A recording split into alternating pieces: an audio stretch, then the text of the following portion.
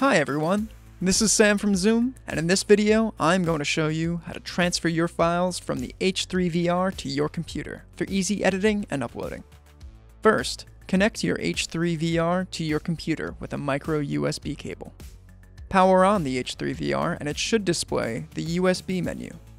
Press the fast forward button to highlight Card Reader, then press the play pause button to select it.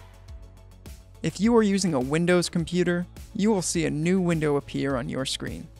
Select Open Folder to view files.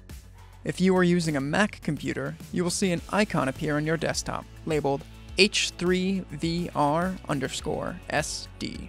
Double-click on the icon and you will see your files. Now you can copy your files to your computer by simply clicking and dragging to the desired location, such as your desktop. Or you can right-click and select Copy and then Paste in the desired location. For more information on the H3-VR, please go to zoom-na.com.